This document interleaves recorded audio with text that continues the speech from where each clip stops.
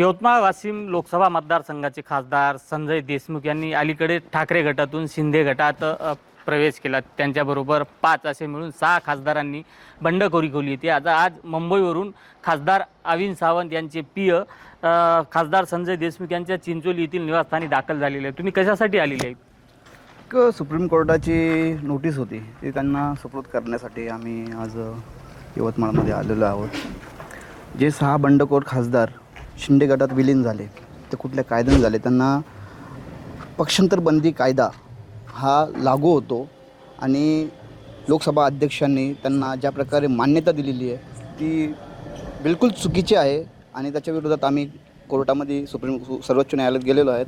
माननीय खासदार श्री अरविंद सावंत साहेब त्याचे याचिकाकर्ते आहेत आणि आम्ही अँटी डिफेमेशन लॉच्या माध्यमातून शिवसेना उद्धव बाळासाहेब ठाकरे हे विजय ही नोटीस तुम्हाला स्पीड पोस्टाने देखील पाठवला ती आली असती, मात्र तुम्ही थेट घरी येऊन नोटीस देणं याचा अर्थ काय?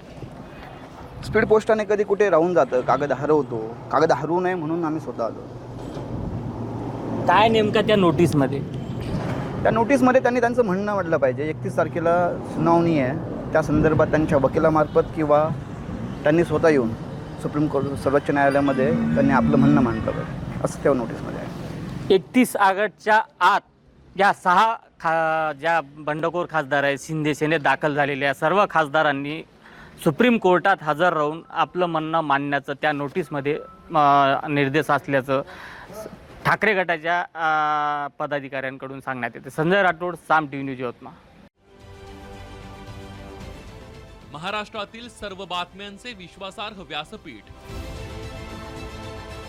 सकाळच्या सर्व सोशल मीडिया प्लॅटफॉर्मला लाईक, फॉलो आणि सबस्क्राईब करा। तसंच सर्व नोटिफिकेशनसाठी बेल आयकॉन प्रेस करायला विसरू नका।